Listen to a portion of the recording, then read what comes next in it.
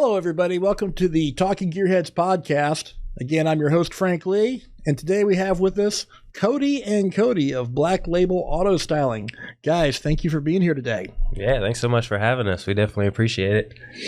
So tell me, what is Black Label Auto Styling and what do they do? So the name pretty much sums it up. We are a auto styling company.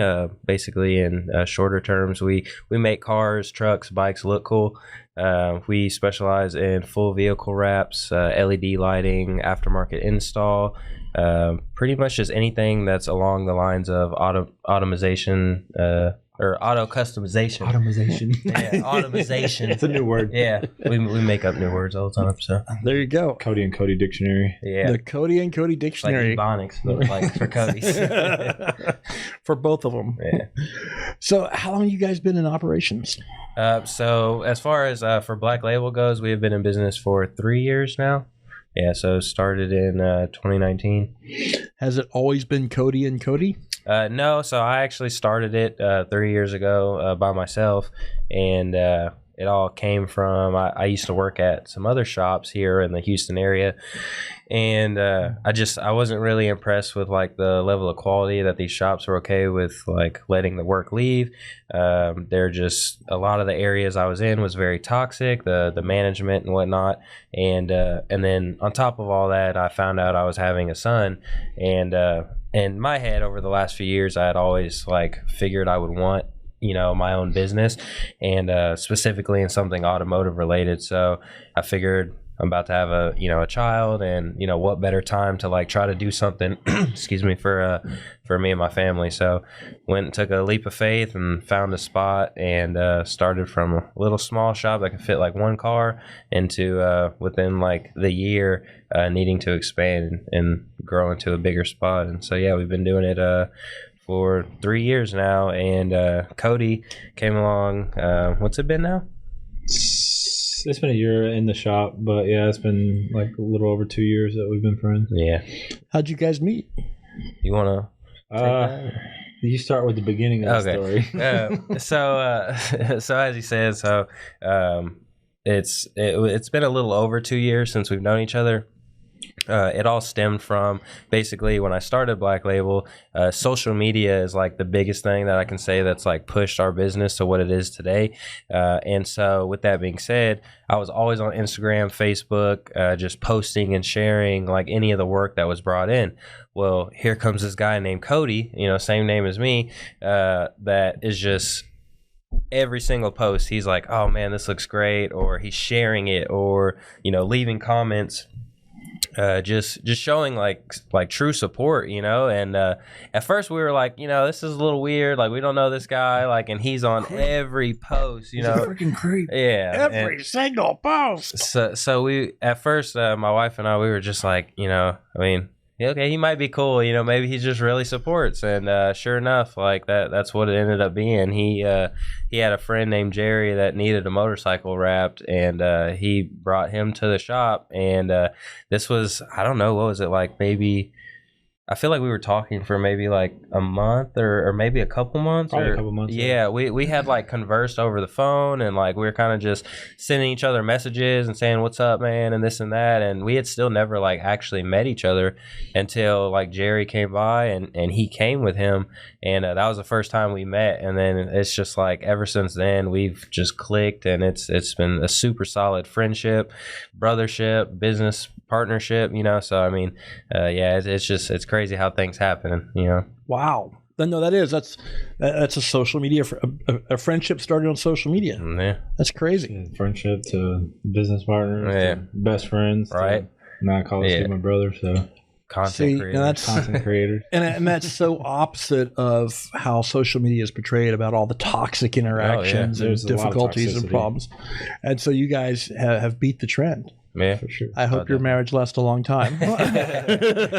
So do we. Right? You got a lot riding on this. Yeah. So, Big C, what's your part of the story? Big C. So yeah, I was working at a company for almost 10 years, and I was fed up with it. So, what were you doing? I was working at it was a company that did like wastewater treatment plants. They did cameras, the fire alarm systems, spill control panels. They were kind of all over the board with wastewater treatment and fire. I started there really, really young, and I was working out in the field as a tech, and I enjoyed that. Well, being young, getting in trouble, couldn't drive for the company because my license was like suspended and all this other stuff. Oh, wow. And so He's a rebel. Yeah, they're like, let's get you in the shop, and because we can't have you on our insurance, you're too much of a liability. I was like, okay, cool, whatever. So I get in the shop, and I'm working on the panels and stuff like that. And I guess growing within the company, I moved out of the panel shop and went into the warehouse and purchasing departments. And then that nightmare kind of lasted another 6 years, and nothing changed after that. So it was just as toxic in the warehouse as it was out in the field? The field was beautiful because there's a sense of freedom, right? You can just you have different sites every day. You're going, seeing different things. When you're in these four walls and you're just sitting there staring at the same style boxes every single day, just counting and counting and counting, and not feeling like you made any progression just because it's like Groundhog Day every day. Yeah, that wasn't the move for me. Looks a tiny field. Yeah, it just was the same thing over and over. So I was just like, honestly, I was looking for a way out. I always wanted to be part of the shop. I would have never thought in this lifetime that I would have been part of what we have created. But before then, I dabbled into roofing to try to take that step to get out. I was always so scared and comfortable with the consistent paychecks and stuff like that. So I just was in a sense too scared to leave. But then I got introduced into roofing and started doing sales for them, and the money was pretty good. So I started saving my money, and I started realizing that I've got enough to be able to like cover myself for like the next 6 months. Let's make this move, Yeah. on top of the checks I was getting from, the other company. So it was real nice for a little short period. And it basically made, it was my gateway out. So I did roofing for a year, and I learned pretty quickly. I was like, this is not what I want. It's almost similar to what I was doing. It's like looking at the same thing and doing it over and over again. Nobody wanted to be creative. Nobody wanted to have fun with their homes. Sell roofing, make money. Exactly. Yeah, that's it. That's all That's it. I don't know. There's probably a lot of guys out there that say they love their jobs and stuff like that, but it just wasn't for me, man. Yeah, and like all this whole time through these transitions, I'm talking to this guy, and he's like pure motivation. He's like, bro, get out of there. Like you don't need to be there. You can do it. Like essentially, look at me. I've been doing it for the last 2 years, and he's not dead. Yeah, no, it all works out. He's got his own business. He's got a family. He's got kids, and he's like he's doing it. So it's like, why can't I? Yeah, no reason. So now that's an interesting conversation point, because it's one thing to talk about doing your own thing, but you did more than that. You joined him, which means you had to learn something new again. Yeah, for sure. And you're not 18 anymore. No. So what? How did that work out? It's still working out. Yeah, it's a learning curve. I'm learning every day, and I'm enjoying it every day. I mean, there's the frustrations in the shop, when you do something 4 or 5 times and it's still not right, and you got to do it again. But you're not allowed to light the customer's car on fire, as much as you want to, or kick it off jack stands or something. Yeah, but no, I honestly I love it because again I get to be creative. I get to physically change something, and then the outcome is always the reward. You can physically see the result of your effort. For sure. And then that one's done. Okay, that one's out of here. We get another one coming in. Something different. It's not a box. But you could be doing roofs. Yeah. The same old brown or black roof. Okay, cool. Here, sign this. I want tile. Okay, sweet. And then they see the price of tile, and they're like, oh yeah, no, just it's so much more expensive. That's hilarious. No, I mean, you're talking, as you well know, I'm also in the industry. And really? What do you do? It's a shop. We just make them go better. We don't make them look better. I call you when I need something to look better. There we go. Which is why we're talking now. That's how we met. But and of course, Cody, you've made it kind of simplified. What you say what you do, but what you do is extremely technical. Facts. Yeah. No, definitely. A lot of people think it's as easy as just like you're putting a sticker on a car. How hard could it be? Yeah. These TikToks and Instagram videos, they definitely like misrepresent how it works. You just throw a ball of vinyl on the car and boom, it's like a completely different Done. color. Yeah, See how easy it is? I wish it was that easy. No, I'm right there with you because as a shop, we're about making a car handle better, stop better, go better around the track. And just the other day, I saw this video where this guy says, "Oh, I put lowering springs on my Porsche at my garage in just 2 hours. Came out great." 15-minute video. I'm 3 minutes in the video going, no. That's so misleading. So much so that I showed it to my young tech Xander there, who has been learning about suspension setup with me for a year now. And he was 30 seconds in the video and he was getting angry. Look at all the pre-work he's done. He's done this, he's done that ahead of time. There's no way that's 2 hours of pre-work just to say he did this in 2 hours, not counting the follow-up you got to do after it. Yeah, we have to charge for all that as a shop to, make money to do our job. So, and that's technical. But the point is, in the technical aspect of what you're doing, Cody, how long did it take you to get comfortable enough to ask people for money to do it? So like, not to like toot my own horn or anything, but like I've always been the type of person that just catches on to anything I try like very quickly compared to most. So let's stop there a second, because to make a statement, I've always caught on to things quickly. Let's talk about that. Let's unfold that a little bit, because there's a lot behind that single statement of yours. Yeah. Because again, you're not a teenager either. Yeah. How old are you, by the way? I am 27. Okay. What was that? It's funny because you look very young, but you talk like you're 100 years old. Oh, that's awesome. You know what I'm saying? I like that. So, but you know who you're talking to? 100-year-old man. Respect your will, right? Yeah. But that speaks to a lot of talent, because talented people have typically done a number of different things at a relatively young age, because they had the courage to just go try and do it. Yeah. Let's unpack that a little bit. So, when you say I've always picked up things pretty quickly, let's talk about some of the other things you've picked up that you figure you picked up quickly, so to speak. Yeah. So, like before I even got into the automotive industry, I used to be kind of similar to what he was. I was in the audio video industry. Oh. So I did also like low voltage cabling.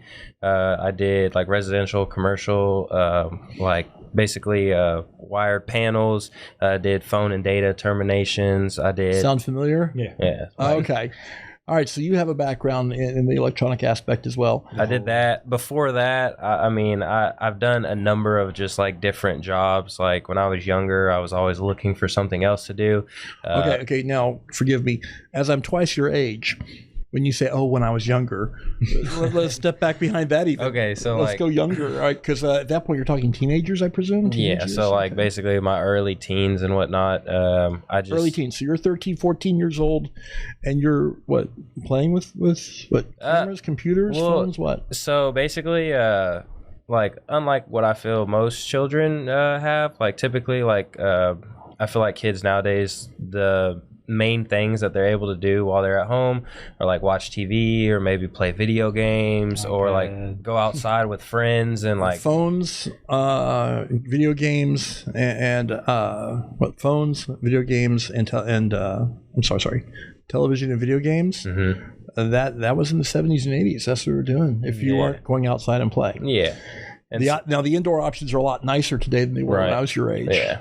I think they keep you locked in a lot longer nowadays. But yeah, so like with that going around and that being like something that like most, what I feel like most typical kids were able to do, I didn't really have those luxuries. So my pastimes were basically like whatever I did have, like if there were like toys or something I had, I would, like basically take them apart to try and make like something else that I felt like would like help me out, you know, or like would just be like an interesting thing that I feel like I could do. And then I would like take something apart here, and like put the two together to like make, you know, whatever was in my head. And then from there, it just was always like, I always had this like creativeness to me, but then also like something in me, it just has the ability to like, if I can like put my mind to it, like it just naturally, like I can figure it out. It comes to me. And so that's what happened through like my younger years into like after graduating high school and you know, working, like I used to cut trees down like just to make extra money, you know, go to people's houses and, you know, they have dead trees in their front yard. We'd go there, climb up the tree, cut it, you know, basically load it off. And I mean, So that's you did really this when just you were 17. this was, I was like 16 climbing trees. Yeah. That's and extremely dangerous. yeah, no, for sure. Because you're not just like, oh, I want to climb a tree today. Yeah. I'm going to put on a harness. I'm going to climb a tree. I'm going to bring a very powerful cutting device with me. Yeah. And start chopping parts out of this tree. He said, "Oh, we were supposed to have a harness, right? Yeah. No, what? It's a harness. OSHA what? But even aside from that though, like any of the jobs, like I mean my last couple of years in high school, like I worked like 2 jobs while I was still in high school, and even where I worked, like there were mall jobs, and like I remember just I would always get like compliments, or I would get told by whether it was like the managers or like other employees that have already been there for a long time, and then I showed up, I would always get comments like, oh man, you seem like you've been here for months, or you know, it'd be like my first month or something, and it was just like, because it's that thing, it's like when I put my head to something, like I get it and I figure it out, and I make it work. So that's a very high level of real world intellect to be able to do that. Yeah, and so naturally that translated into rapping, and so like for me, I feel like so how are you even introduced to the concept of rapping things? So I actually had a old buddy of mine, Ty, and he rapped. We all met through riding motorcycles, and at the time, while he was vinyl rapping, I was basically plasti dipping. So I was using like a spray gun and gallons and pearls and flakes, and I was doing a like another form of like a removable coating. Like a vinyl wrap is removable, so is plasti dip. Let's talk about plasti dip for a second. Okay. Because a lot of people see vinyl wrapping and plasti dipping as competing technologies. Yeah. Would you see it as that? So I don't, especially like being like a business owner in the industry, I wouldn't want to like limit myself to like only one product, and both of them have their uses, their own uses and purposes, you know. So it's more of an application thing. Oh, 100%. Yeah, I would never say like, oh, we're only 100% vinyl wrap, or we're only 100% plasti dip. Like there's, because you do both basically as needed. Oh yeah, no, we do both as needed. So what would you say? Let's talk about a difference application. Like what situation would plasti dip be better than say vinyl wrapping? Yeah. Like 8 Denali. Yeah. So we've so over the past like 4 or 5 months, we uploaded a YouTube video on our YouTube channel, which is Cody and Cody TV, by the way. Just a little is that a .com right there? Yeah. No, so it's basically at YouTube, CodyandCodyTV.com or YouTube Cody and Cody TV. Yeah, just YouTube Cody and Cody TV. YouTube Cody and Cody TV. And no spaces. Yeah, no spaces.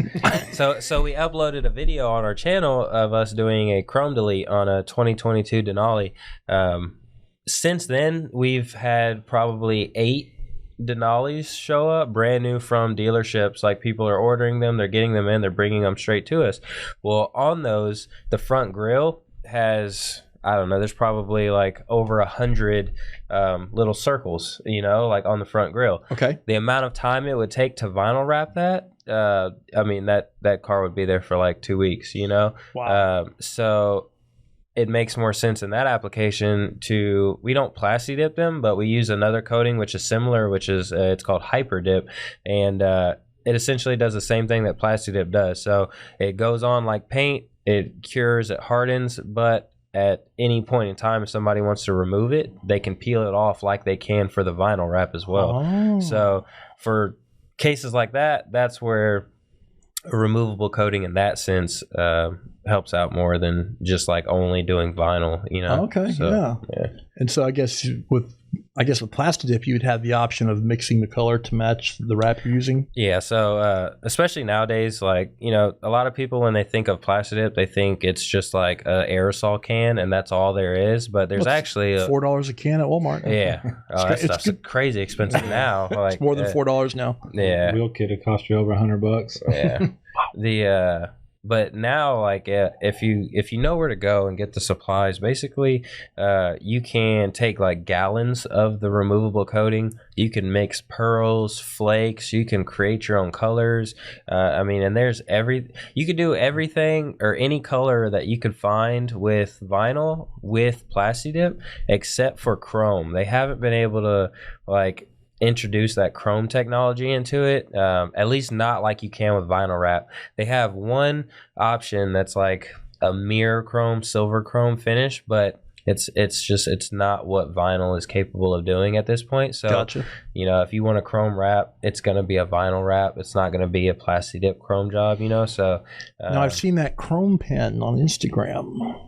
Have you seen that? I've seen that little video. They're bragging about this chrome pen. It shows them take this pen and they paint it real quick, and they cut to the next scene. It's perfectly chrome. Like, oh wow, great pen. That's movie magic. You think so?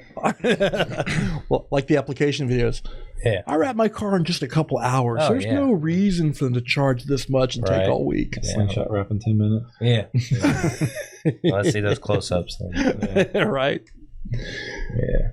Oh yeah, but so to answer the original question, so I feel like for me, before I started charging money, working in a few other shops in Houston, I feel like I got it down. So you went and looked for a job to do this first.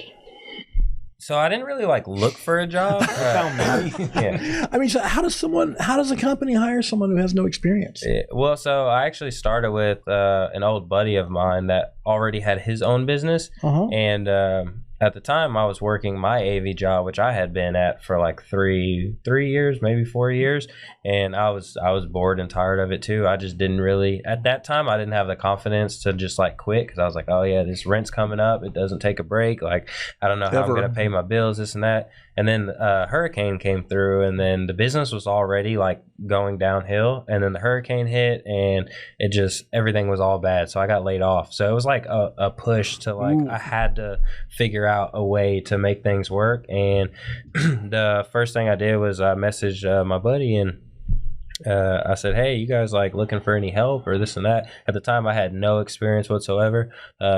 You know, I'm not condoning lying or anything, but in this case, he asked me if I knew how to rap, and I had watched enough YouTube videos, like I said, to feel like I could do that, like it wouldn't be an issue. So I told him, I was like, yeah, I've done some stuff, you know, and I went in and like sure enough, like I mean anything that he gave me or put on the table, like I was able to get done. Like I went home every night, I watched YouTube videos, I was trying to figure out like how could I do this technique better, this or that, and then the next day I would apply it. And over, you know, the course of like 6 months or so, like I knew how to cut, I knew how to squeegee, like, you know, the only thing that really I needed more of experience with was doing like bumpers and inlays and like some of the more like bigger, tricky and more technical things. But and that just came with after working at a few other shops. So I say like total, as far as my experience, to where like it was enough to where I could start charging people,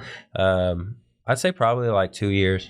Okay. Like just to like to make sure everything is like 100%, like I'm not going to cut on these customers' paint, like I'm not going to take a job in that should only take a week and it's going to take me 2 weeks. You know, like I can not just blow through material and, you know, have to spend money over money, you know, to fix my mistakes. Like, yeah, I mean, I'd say like just a solid, consistent, like 2 years of just like rapping on a regular basis, learning different techniques and just putting them all together. I think that's like at the point where I knew, like, even then after the 2 year mark, I was still working like at other shops and whatnot, but I was always like the lead guy at those shops. So in my head, like it would be no different from me wrapping a car for somebody else's shop than it would be for my own. So, that's kind of where I was like, yeah, I mean, the thought of like, I want to go into business for myself. Like, can I do it? It was like, I mean, yeah, if I'm going to do it in this industry, like it's not something that is as far as the work goes, it's not scary. Obviously, the leap of faith to like try to do everything on your own. Trust your livelihood to it. Yeah, so that was the scary part. But yeah, I mean, I think like within like 2 years or so, like if you really dedicate time, like you should be able to pick it up if you're capable, Big C, talk to me. All right, how about you? How did you get started actually doing it? Watching this dude. Seriously, just hanging out and watching. Yeah, so before, I was working with them. I was actually going up to the shop and just hanging out and, just watching because I liked it. I wanted to learn, and I was like, let me see what I can pick up here, and just helping him out. Like literally, like he'd be super slammed because he's like getting stuff in and trying to get it out. So I'd just go in there and pick up all the vinyl, the backing paper, basically, cleaning shop. See, now that's what we would call an apprenticeship. I mean, internship. Well, I mean, there's like for example, there's professions and then there's trades. Yeah. And in professions, they make you go to school, spend a lot of money, get your degree, and then even in a profession, you do the shit work until they let you start doing worthwhile work. And the traditional notion of a trade, and we're going back to the Middle Ages on this, it's an apprentice. Now, of course, the Middle Ages, there's different conditions to it, but the apprentice comes in and does the most basic stuff. For example, in my shop, when I brought in Xander, I told him, I said, first couple months, you're just going to clean.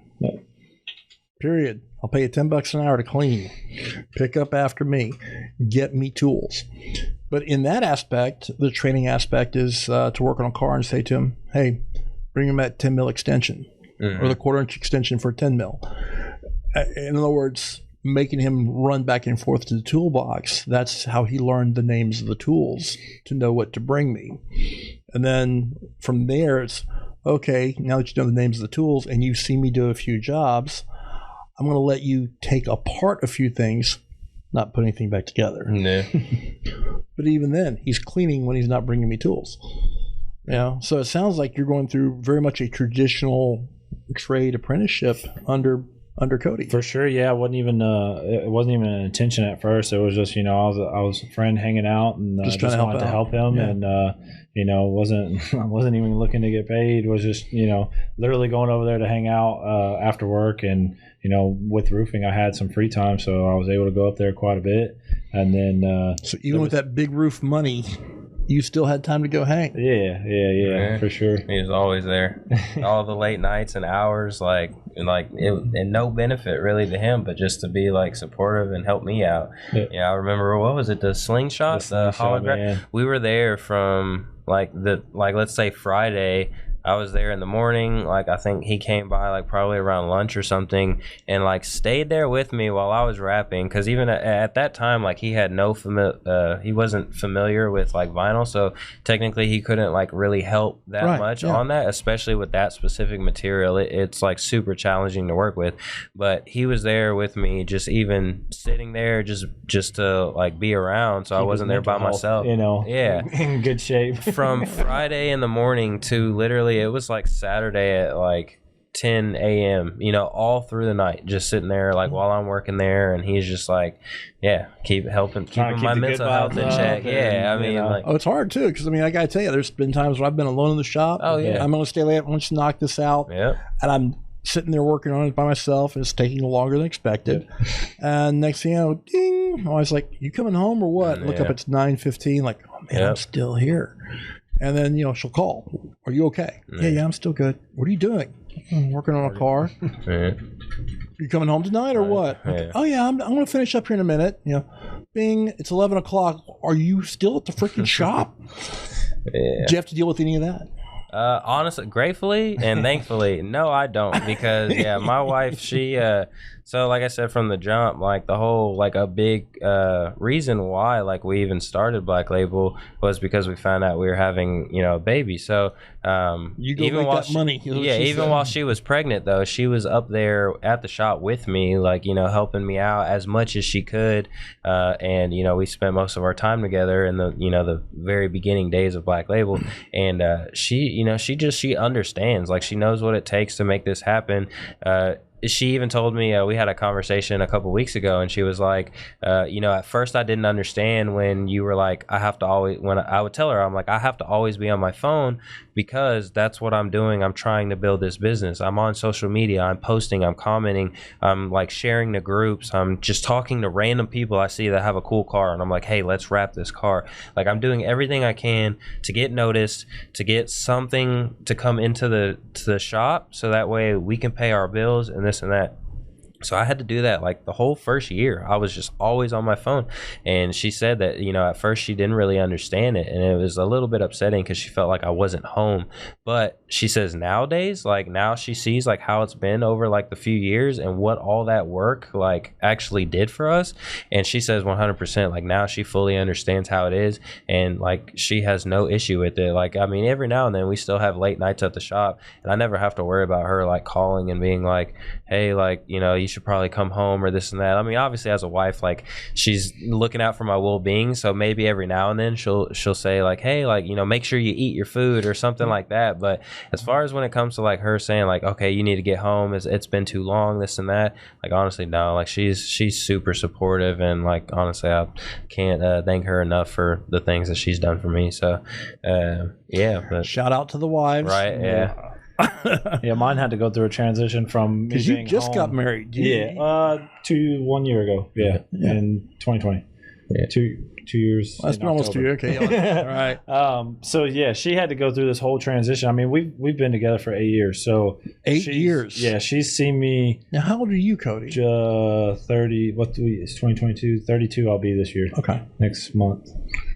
No, hey. So she's seen me just like grow.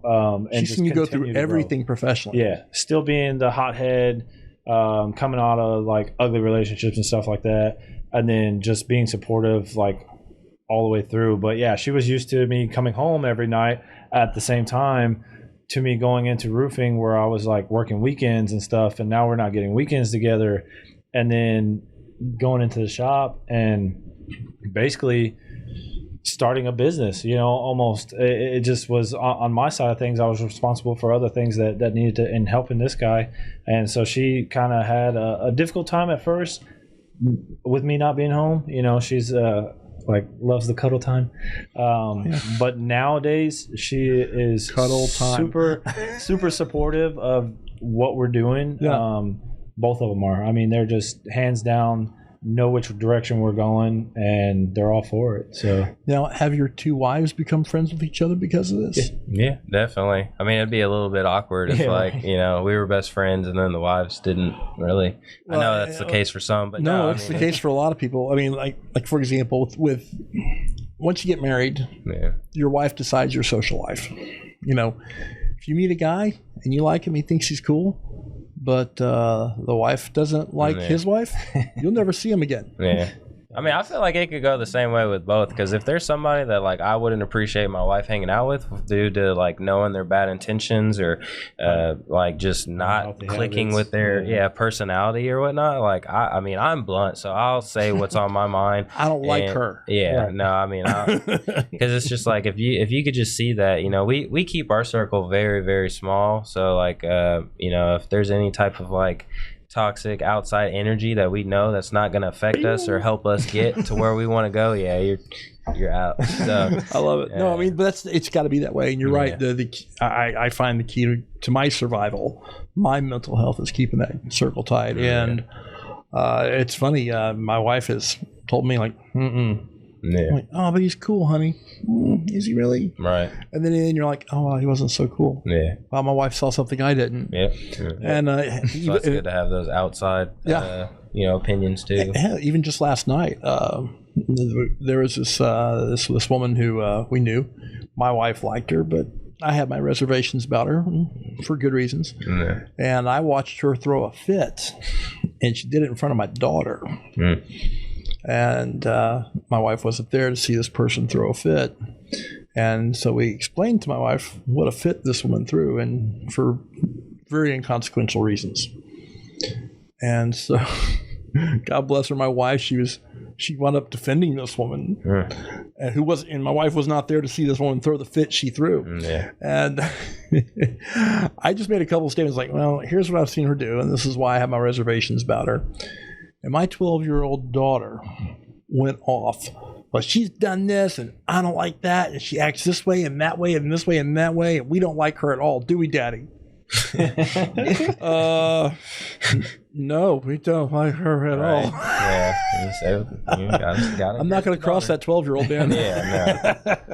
No. So yeah, but anyway, that's neither here nor there. But yeah, you're right though. The key to this is, you want to build your team to be as successful your team can be, but that inner circle, that's a limited area. It's got to be exclusive.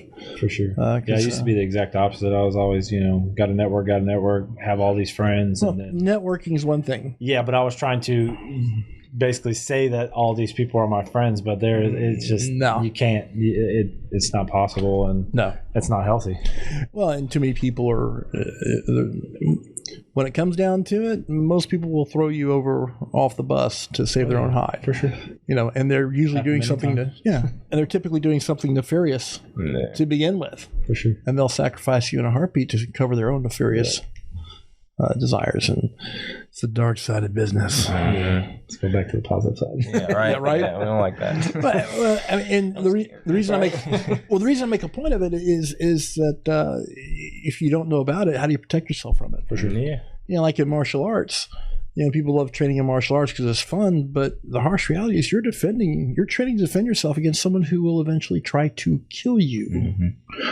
And that's a very dark place in and of itself, that the world has people in it who will just out of nowhere try to kill you. Right. And for me, that's an inordinate amount of time to spend for something that really has never happened. Right. Yeah. It's good to know it, though. Right, it's good to know. It's handy, but know it and not need it. Right. Better to need it.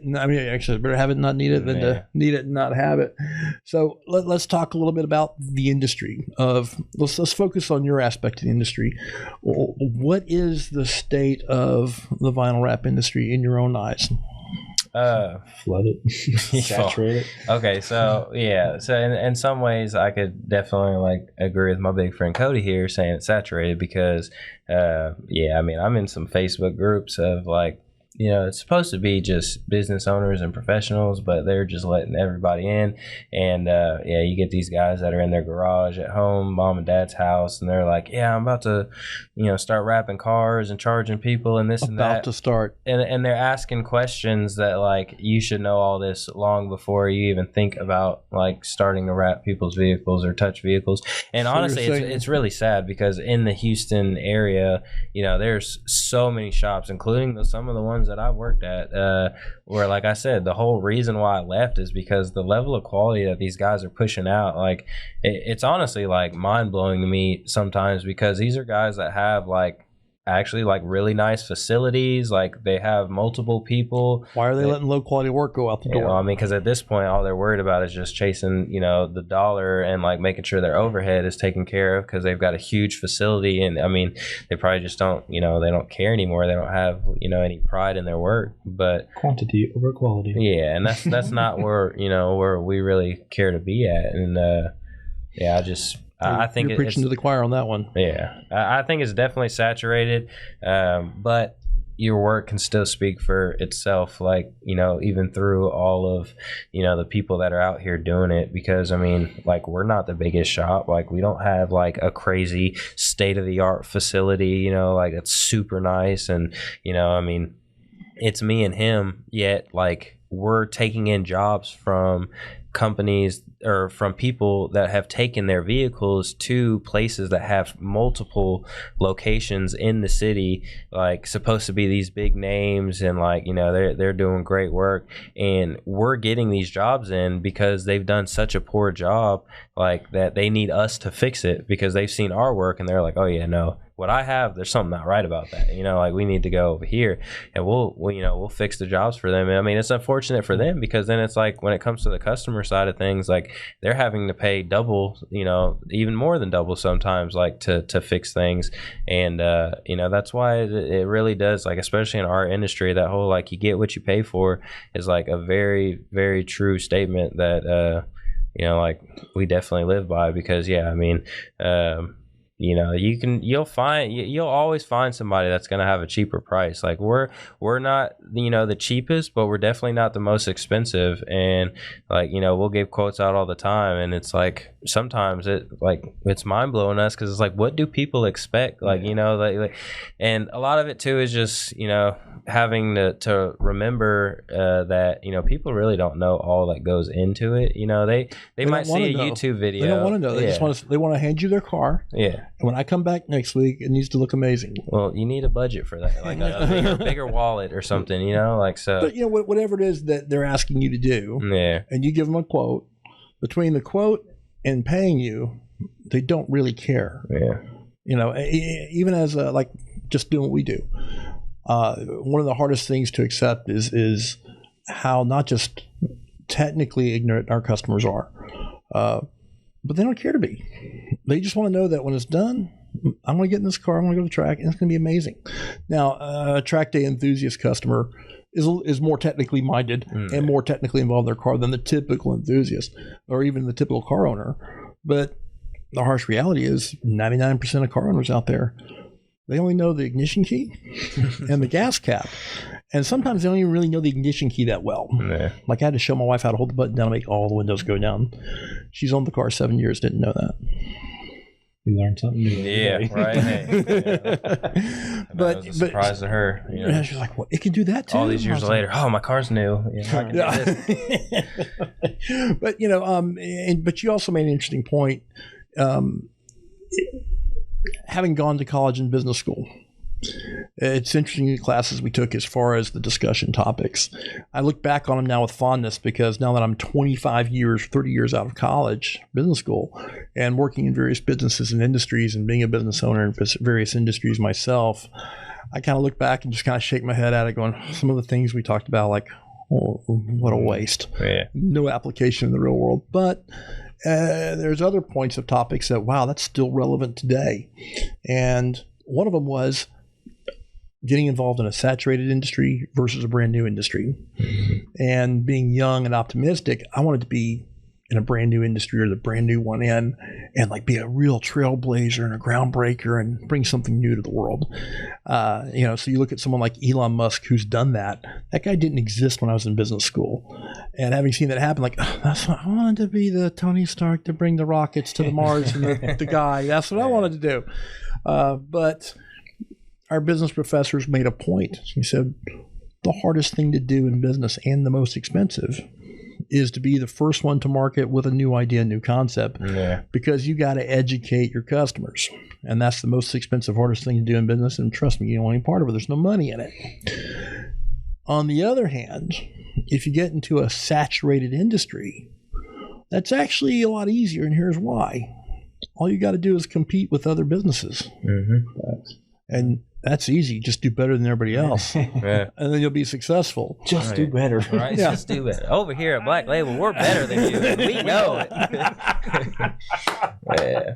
Well, that's we also coordinate. That's a good one. Y'all should do that. No, I mean but I've always said too, like a good comparison, or like a good example for if somebody's like, oh no, it's too saturated, I can't get in it. Like, go take a drive down the street and look at Burger King and McDonald's right next to each other. Both of them are still making money. Across the street from Chick-fil-A, while they're sitting 3 blocks away from Wendy's, all of them are still making money.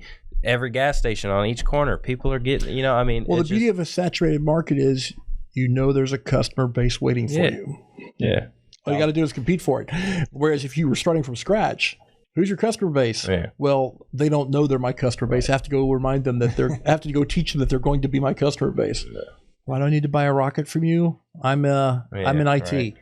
Right. Yeah, and being in Houston, like, I mean, one of the biggest cities, like, I don't feel like there's never going to be like not enough vehicles for us to get business, while all these, 10, 15, 20 other wrap shops are getting business at the same time. I mean, at the end of the day, like, they keep pushing out their quality of work and we'll push ours. And, the way it's been going, we'll probably see some of that come back to our shop to fix anyway. So, absolutely. I mean, same thing in the automotive repair and performance industry. Yeah. I would say at one point, 50% of my work came from other shops. Yeah. Those are the worst, aren't they? Yeah, because fixing other people's mistakes and then doing it right. Yeah, I mean, well, it's hard because you got the customer and they're coming in, and if you have any integrity, you got to feel bad for the guy who just got taken by another shop. Oh yeah, definitely. And then they're coming in going, "My car, it's awful. Can you fix it?" Yes, I can fix it. But and they're like, "Well, how much is it going to cost me?" You're like, "It's going to cost about this much." But then they say to you, "But I've already spent this amount of money on it." How do you respond to that? I mean, it's unfortunate, right. But see, if you would have just came to us first, you wouldn't have this problem. Yeah. I mean, and like obviously, like that statement can't be like made for everything. Like social media will get like you'll get around on it, but like not every single person is gonna like see your post and then like go to another shop and then end up having to come to us. Like people, they might take a recommendation from their friend who they think is amazing. Because you get clients that they don't even like look at the job. They want something done. It could be like crappy, like corners could be missing, or like there's stuff peeling and lifting, but from 10 feet away it looks good, and to them that's all they care about. So they tell their friend that's more of a detail type of guy that, hey, like these guys, they took care of me, go over amazing here. And then they go over there and they don't get what they feel their money's worth was. And then that's kind of I think that's just where it all ends up. But at the end of the day though, like I mean, it's a big enough city to where I feel like work will never be like an issue, Well, the thing about cars is they're making new ones every day. Yeah, and there's new high schoolers that are getting their cars and want to do stuff to them, and other people paying for it. Yeah, so I mean, well, even when I came to you guys, my wife's car was 7 years old, coming up on 8 years old, but she still liked it. She didn't want to get rid of it. She just wanted a different color, and the car's paid for. It works great. She's like, "What? How much is it to just make it look and feel new, rather than go into debt for $100,000 for a new Porsche, versus just spending the money to make it look new, doing something different? It's visual appealing. It's a tiny fraction of the amount of a new car." And the car came out great, by the way. Yeah, it did. It really did. I sure wish they'd post that video. It's coming. There's a whole queue before that. That's the other thing too. Yeah, I mean, we spend on a lot of the work you do. Then you got to go social media marketing, the work you do, and then and so while you guys are here on a podcast, who's wrapping cars with you two here? Right. Yeah. Nobody. Casper. Yeah, right. Casper the rap ghost is making it happen, huh? Yeah, apprenticeship. I've never seen this guy. I don't know what he's talking about.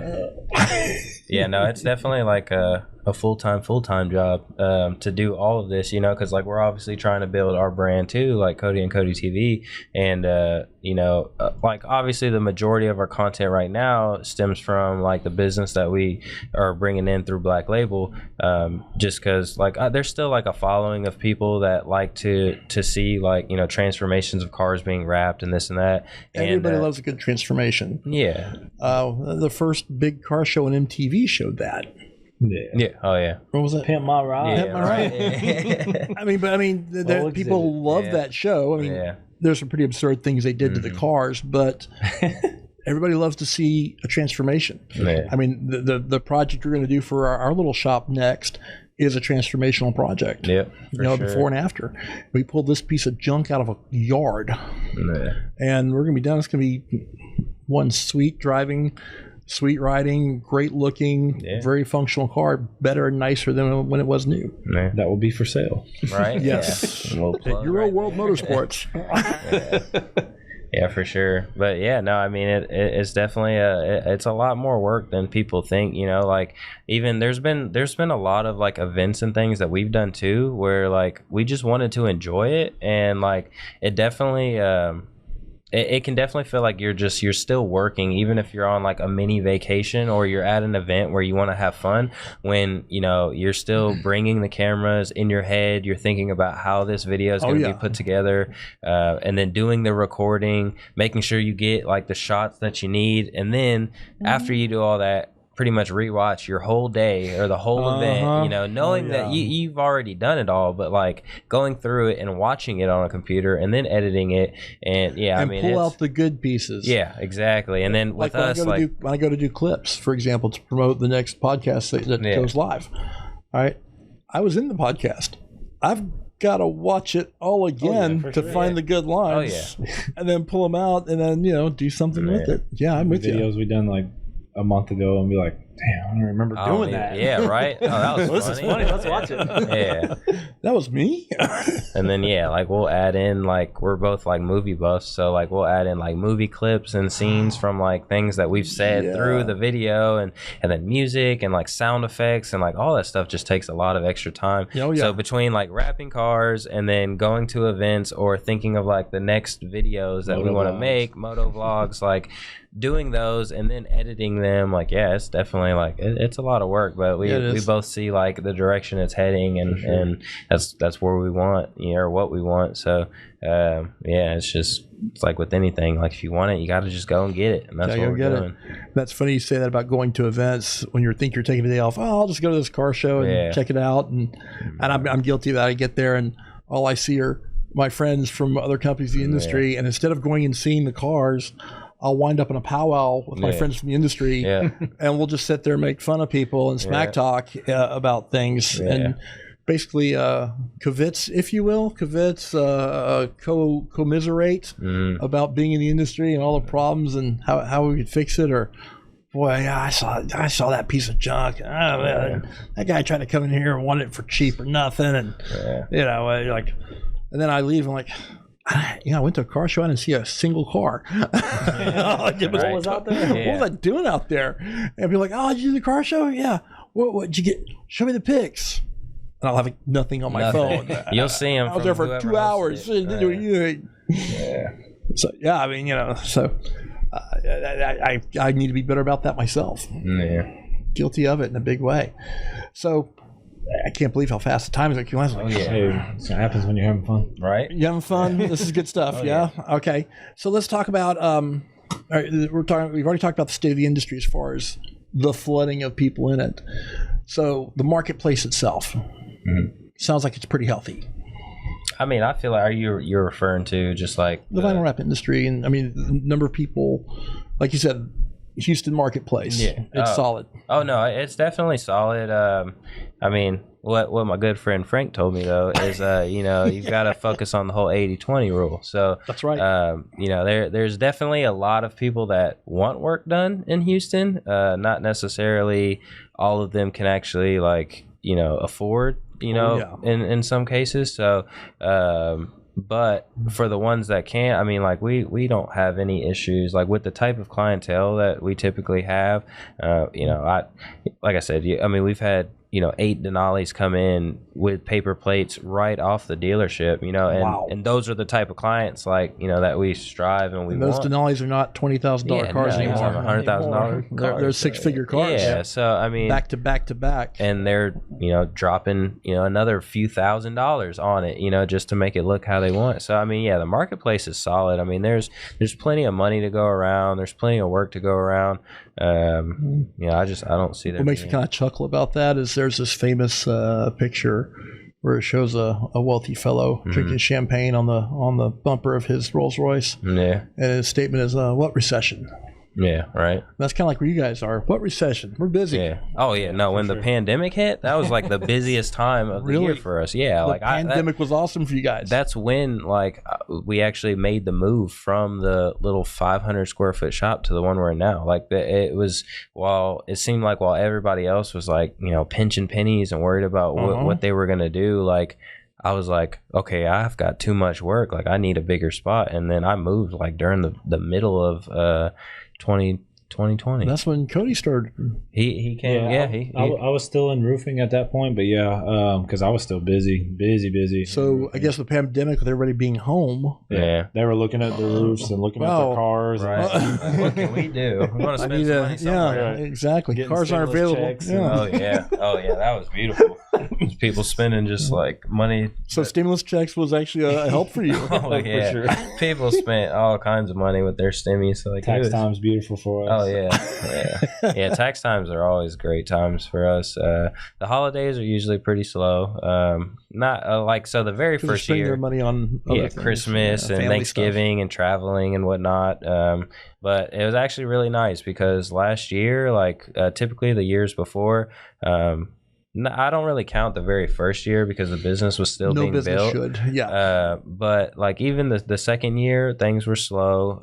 But like the last year, I'd say like honestly, it was really like surprising that even through the holidays, like it was just consistent work, like to where it wasn't like. Man, how are we gonna do this? This is supposed to work. Yeah, right. Yeah. There you go. Yeah, there was another mouth to feed, another family to feed, and the universe is saying, "Okay, we can do this." Yeah. Here. Serendipity, man. Yeah, Serendipity. For sure. It's for real. No, 100%. All signs are pointing to yes. Yeah, it's just beautiful, man. I mean, I remember like definitely when like I was in the first shop and just in my head I was like, okay, this is cool. Like I'm getting the hang of this, doing it for myself, for my family, this and that. Obviously with any business, like you want it to grow, doing the solo thing, like nothing good or great ever came from like a one-man team, like you've had to like, you got to grow. Yeah, you've got to grow. Yeah. So in my head I was like, but I just don't know how I'm going to do it. Like it just, I can't visualize it because it's like, okay, this costs this is that, this is what's coming in. Like where would I be able to like bring somebody in and then like I've been saying for the last year or so now, like it always works out. Like whether it's like you are like physically like trying to go out and do something or something lands into your lap and you just run with it, like it just always works out, like that's everybody has their ups and downs, right? We're on this roller coaster of life, but yeah, it typically, if you keep moving forward, you're going to keep moving forward. Yeah. As long as you put some type of effort towards it, that, what I mean? Like wise words from Cody and Cody. As long as you keep moving forward, you'll move forward. Yeah. Facts. Yeah. I have no response to that. Right. See? It's mind blowing, honestly. Yeah. It's like it's a lot to process. You really have to switch your thinking for sure. I had to do it, of course, because like I was just so stuck on no, this is what I do. I go to work every day. I go home. I go to work every day. I get a consistent check. To man, I don't know when I'm going to get paid. What do I do? Oh, I keep going. Yeah. When in doubt, keep going. Yeah, for sure. I love that, and I hope you guys will come back because that's a great note to end on. And yeah, we are right at an hour. Yeah. And if you guys are good with that, let's have you back another time. For sure. Yeah, no, definitely. Let's bring more of that wisdom. Okay, yeah, right. I just pull it out. Right, yeah. I love it. Well, guys, thank you so much for coming in today. I had a great time. I hope you did. Oh, yeah, it was fun. I can't wait till this one hits. This is going to be a big podcast. Yeah, People are going to like it. Definitely. And we'll have to share it on all our platforms as well. Please do. Oh, yeah. I'm so lonely in the internet. Oh, with anything, consistency is key. So, you keep doing this. Well, if I keep moving forward, you'll move forward. Yeah, you'll move forward. Bam. There we go. Everybody, thank you so much for taking the time with us here today at the Talking Gearheads with my guests, Cody and Cody of Black Label Auto Styling. Great story with more to come, and we look forward to having them back. Until then, y'all stay safe out there, and we'll see you next time.